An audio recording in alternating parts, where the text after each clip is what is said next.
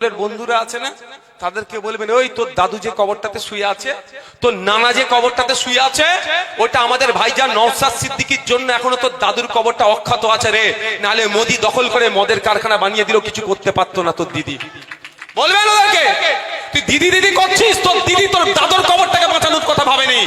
আর যে নওশাদ সিদ্দিকীকে তোরা উঠতে বসতে গালাগালি করিস, খারাপ ভাষায় কথা বলিস, আমার বড় ভাইজানকে নিয়ে কথা বলে, সম্পূর্ণ মামলার টাকা আমাকে আমার বড় ভাইজান দিয়েছে, আমাদের মতো মানুষের করা মামলার জন্য ওই তৃণমূল নেতার দাদুর কবরটা এখনো সুরক্ষিত আছে। যে আব্বাস সিদ্দিকী করে বাজে কথা বলে না, সেই বড় ভাইজান আমাকে টাকা দিয়েছে, যা মামলা কর সুপ্রিম কোর্টে। আমি মামলা করেছিলাম বলে ওই তৃণমূল নেতার বাপের কবরটা এখনো সুরক্ষিত আছে, নালে মদের ফ্যাক্টরি করে দিত তৃণমূলের আমলে এই বিজেপি সরকার নিয়ে। আর ওরা বড় বড় কথা বলে দিদি বাঁচাবে, প্রতিটা জায়গায় যেখানে যেখানে দিদি সব দায়িত্ব নিয়েছে সেটাই ডুবিয়েছে। একটা জায়গা আপনি বলুন যে একটা জায়গায় দিদি সত্যিকারের কথা দিয়ে কথা রেখেছে, একটা জায়গার কথা বলুন, একটা জায়গায় বলুন তার রাজনৈতিক ইতিহাসে তিনি কথা দিয়ে কথা রেখেছেন, পারবেন? একটা জায়গা আছে, ফ্রন্টে নিয়ে এসে বিজেপিকে লড়াই করব, এটা উনি মিলিয়ে দিয়েছেন। বুঝতে পেরেছো? ওনাকে কিছু বলুন, কি বলছি বুঝতে পেরেছে? ফ্রন্টে নিয়ে এসে লড়াই করব, এটাকে ছাড়া বাকি একটা কথা উনি রাখেননি। সরকারি কর্মচারীদের ওয়াকাফ সম্পত্তি ক্ষমতায় আসলে উদ্ধার করব, উল্টো অবনতি হয়েছে, ক্ষতি হয়েছে, স্কুল শিক্ষা ব্যবস্থা মান উন্নয়ন হবে, বিজেপিকে আটকাবো, সব ফেল হয়েছে।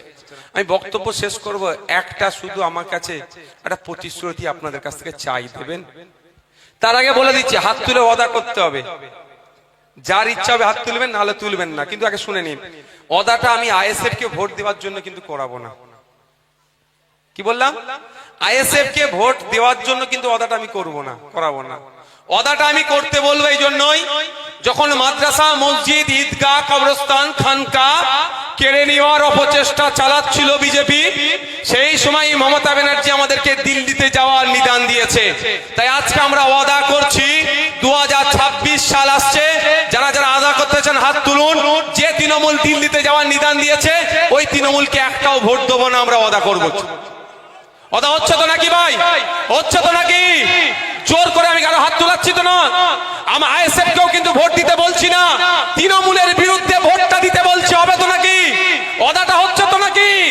বুঝিয়ে দেবো, আমরা বুঝিয়ে দেবো তো নাকি? তাই বন্ধুগণ, আমি আপনাদের বলবো সজাগ সতর্ক থাকতে হবে। তৃণমূলের এমন কোন প্রকল্প নেই যে প্রকল্পের জন্য আপনার কাছ থেকে ভোটটা চাইবে, শুধুমাত্র বিজেপির ভয় প্রকল্প। একটা প্রকল্প আছে, তার নামটা কি? বিজেপির ভয়। এই প্রকল্প দিয়ে উনি ভোটটাকে চাইতে চাইছেন, বাকি কোনো প্রকল্প দিয়ে চাইছে না। মা, তোমার মা বাপ যে কবরে ঘুমোচ্ছে, মমতা ব্যানার্জি সেটা বিজেপিকে সহযোগিতা করে দিচ্ছে কবরটা কেড়ে নিতে। ভোটটা কি মমতা ব্যানার্জিকে দেবে তুমি? বলো মা, দেওয়া যাবে?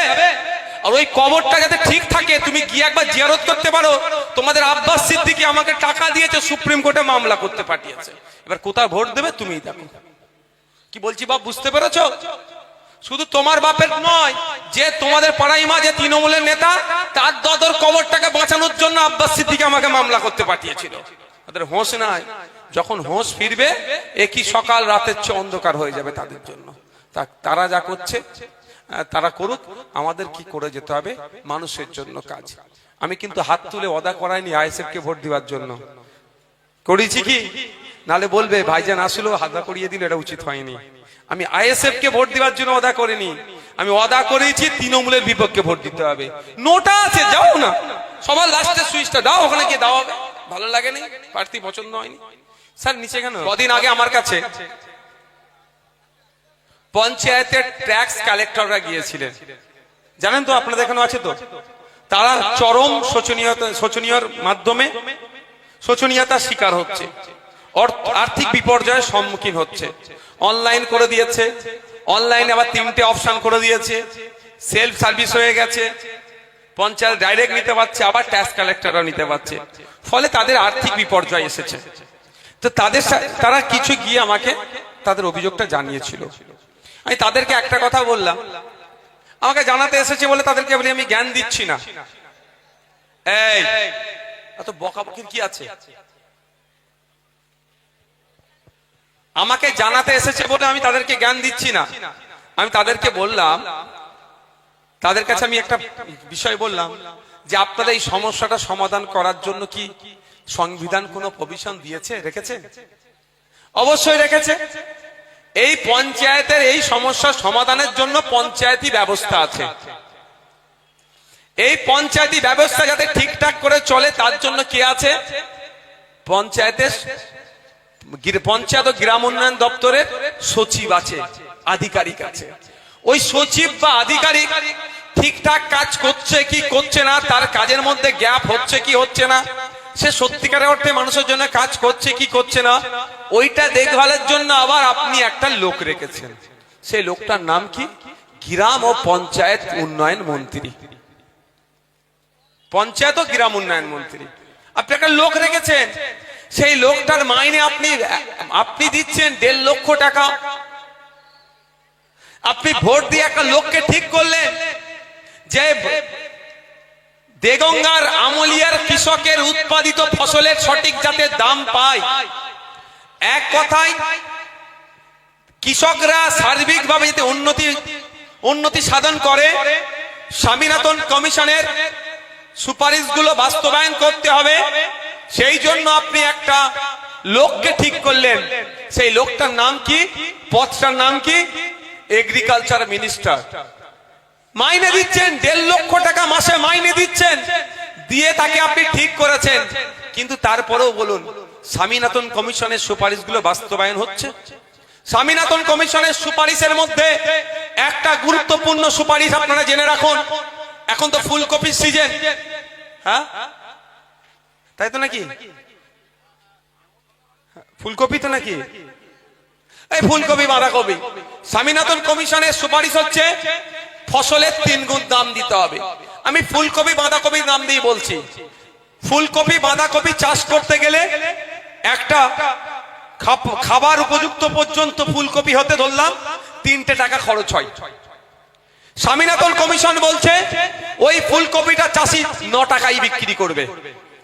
3 টাকা খরচ, 3 টাকা লাভ, 3 টাকা সময়। কিন্তু আপনারা পান? বলুন, আপনারা পান? কেন পাচ্ছেন না? আপনারা লোক বসালেন, তাকে 1.5 লক্ষ টাকা মাইনে দিচ্ছেন, তাকে মন্ত্রী বানালেন আপনিই তো। তাহলে আপনার উৎপাদিত ফসলের 3 গুণ দামের ব্যবস্থা তিনি কেন করছেন না? এইখানেই গেঁড়া কর, এইখানেই আপনারা ভুল লোককে ওই জায়গায় পাঠিয়েছেন। আমাদের বক্তব্য, একটা চাষির ঘরের ছেলেকে আমরা এগ্রিকালচার মিনিস্টার করে যদি ওখানে আমরা পাঠাতে পারি, সেই চাষিদের দুরবস্থার কথা ভাববে, সেই চাষিদের দুঃখের কথা ভাববে। উৎপাদিত ফসলের স্বামীনাথন কমিশনের সুপারিশ অনুযায়ী দামের ব্যবস্থা সেই করতে পারবে, সেই লড়াইটা করতে পারবে। এই সিস্টেমটা আপনারা ধরতে পারছেন না। আপনারা পাঠিয়ে দিচ্ছেন, কিন্তু সে পাঠিয়ে আপনাদের আরো ক্ষতি করছে। আপনাদের মাসিক গড় আয় কত কৃষকদের? মাস গেলে বিলো 8,000 মিলিয়ে নেবেন আপনারা। 8,000 টাকা নিচে ইনকাম এক একটা কৃষকদের। আগে ছিল 7,000, আমি বিধায়ক হওয়ার আগে ছিল 7,000। এতবার বিধানসভায় কৃষকের ইনকাম নিয়ে জ্বালাই, ওদেরকে জ্বালিয়েছি। এখন তথ্য দিচ্ছে 8,000-এর নিচে, মানে 1,000 টাকা বেড়েছে। একটাকে বাড়িয়েছেন। পশ্চিমবাংলার 50% সরাসরি কৃষকের মাসে 1,000 টাকা অন্তত বৃদ্ধি পেয়েছে। যদি 10টাকে পাঠাতেন আপনারা, কেরলের মতো হতো, কর্ণাটকের মতো হতো, তামিলনাড়ুর মতো হতো, হরিয়ানার মতো হতো, জম্মু এন্ড কাশ্মীরের মতো হতো। আপনারা শুনলে অবাক হবেন। জম্মু কাশ্মীর সবসময় যেন একটা ঝামেলা লেগে আছে, আমরা দেখি না? ইন্টারনেট বন্ধ, কারফিউ, হ্যান ত্যান। তারপরে ওখানকার কৃষকরা মাস গেলে 12,000 টাকা ইনকাম করে। হরিয়ানার কৃষকরা BMW চড়ে ঘোরে, আপনারা দেখেছেন তো? হরিয়ানার কৃষকরা মাস গেলে 22,000 টাকার কাছাকাছি ইনকাম করে। মেঘালয়ের কৃষকরা মাস গেলে 30,000 টাকার বেশি ইনকাম করে। আর ওয়েস্ট বেঙ্গলের কৃষকরা মাস গেলে 8,000 টাকার নিচে ইনকাম করে। ওরাও কৃষক, আপনিও কৃষক তো। আমি আপনাদের হিসাব আমি দেখিয়ে দিচ্ছি। মাস গেলে আপনিও 24,000 টাকা ইনকাম করতে পারতেন যদি ফসলের 3 টাকা খরচ হচ্ছে 9 টাকায় বিক্রি করতেন। 3 আষ্টে 24 তো 3 টাকা আপনার ফসলের করতে খরচ হচ্ছে 9 টাকায় যদি আপনি বিক্রি করতেন, এখন মাস গেলে 8,000 টাকা, আমি 3 টাকায় বিক্রি করে 8,000 টাকা পাচ্ছেন, আর ওটা যখন 9 টাকায় বিক্রি করতেন 3 গুণ, তাহলে ইনকামটা 3 গুণ বাড়তো। কত? 3 আসতে 24,000 টাকা কৃষকরা ইনকাম করতো। ওই লক্ষ্মীর ভান্ডার 1,000-1,200 টাকা প্রয়োজন হতো না। তাই মা বাপ প্রত্যেককে বলবো, আপনারা তো 1,000 টাকা ধরিয়ে দিচ্ছে, আপনার কাছ থেকে মাস গেলে ওরা 15,000 টাকা চুরি করে নিচ্ছে, মধ্যিখানে দালাল ছেড়ে দিয়ে। এই সিস্টেমটা বুঝতে হবে। আমার আগে সাবির ডাক্তার বলেছে, বারাসাত হসপিটালে গেলে না গিয়ে কোথায় যায়? কোনো একটা বেসরকারি হসপিটালে যায়। কেন জান আপনারা? সংবিধান যেখানে আপনাকে বলতে কি, আপনি অসুস্থ, সরকারের দায়িত্ব আপনাকে সুস্থ করে তোলা, আপনাকে একটা পয়সা খরচ করতে হবে না। কিন্তু স্বাস্থ্যমন্ত্রী কি আপনাকে সুস্থ করে তুলছে? না, তার প্ল্যাটফর্ম দিচ্ছে না। স্বাস্থ্যমন্ত্রীটা কে? আপনারা তাকে নিযুক্ত করেছেন। স্বাস্থ্যমন্ত্রী হওয়ার সুবাদে 1.5 লক্ষ টাকা মাইনে পাচ্ছে, আপনাদেরই ট্যাক্সের টাকা, আবার আপনাদেরকে বেসরকারি হসপিটালে গিয়ে ট্রিটমেন্ট করতে হচ্ছে। সেই জন্য আপনাদের বলবো, আপনারা মাইন্ডটা সেট আপটা ঠিক করুন। কে আসবে কে যাবে দেখার দরকার নাই। আমাদের একটা সুষ্ঠু সমাজ ব্যবস্থা আনতে হবে, যে সমাজ ব্যবস্থা 1,000 আর 1,200 টাকায় মহিলাদের নয়। আমরা মনে করি কম করে মহিলাদেরকে 5,000 টাকা করে মাসে ব্যবস্থা করতে হবে, তার পরিবর্তে কিছু কাজও মহিলাদের কাছ থেকে নিতে হবে। এই ব্যবস্থা যদি আপনারা চান, আসুন আমাদেরকে সাথ দিন। আপনারা যদি চান প্রতি বছরে পশ্চিম বাংলার এক একটি জেলাতে প্রতি বছরে একটা করে আরজিকর হসপিটাল তৈরি করতে, আপনারা যদি চান প্রতি বছরে প্রত্যেক এক একটি জেলাতে একটি করে পিজি হসপিটাল তৈরি করতে হবে, আপনারা যদি চান প্রতি বছরে একটা করে যে কোনো জেলাতে চিত্তরঞ্জন ন্যাশনাল যে মেডিকেল কলেজ আছে তৈরি করতে চান, এক কথায় আপনারা যদি চান প্রতি বছরে একটা করে জেলাতে একটি করে কলকাতার মতো নামি দামি সরকারি হসপিটাল তৈরি করতে চান, তাহলে বলবো অন্য কোনো দিকে তাকাবার দরকার নাই। একবার আমাদেরকে সুযোগ দিন, কথা দিয়ে যাচ্ছি।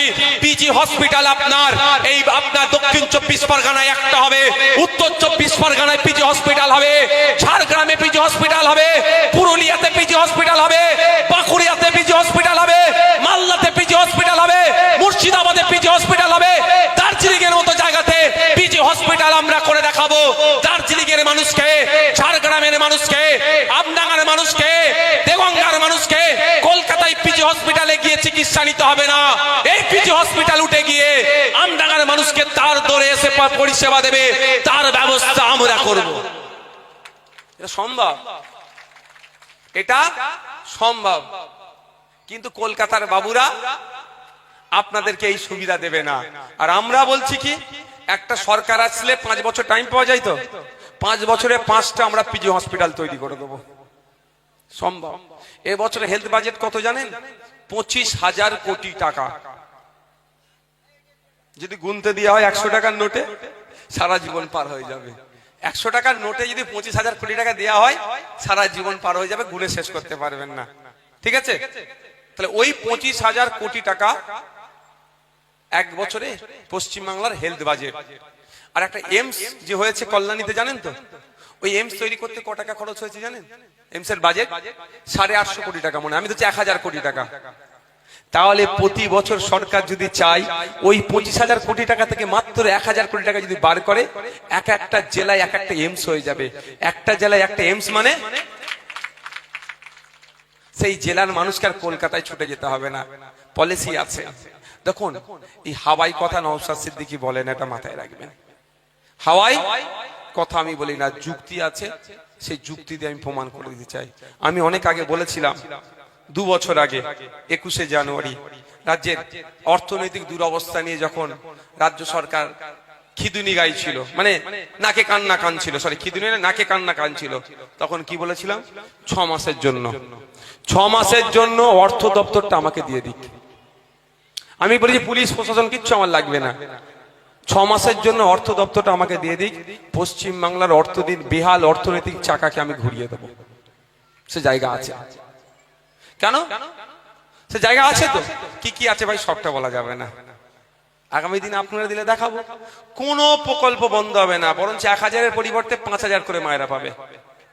1000 কি 5000 করে মায়েদের ব্যবস্থা করব, শূন্য পদ পূরণ করব, হসপিটালে ডাক্তার থাকবে, স্কুলে টিচার থাকবে, আবার সরকারি কর্মচারীদের দিয়ে বাড়বে। এই যে আমাদের পুলিশ ভাইরা আজকে আমাদের ডিউটিতে আছেন এখানে, ওদের দুরবস্থার কথা আমাদেরকে বলতে হবে।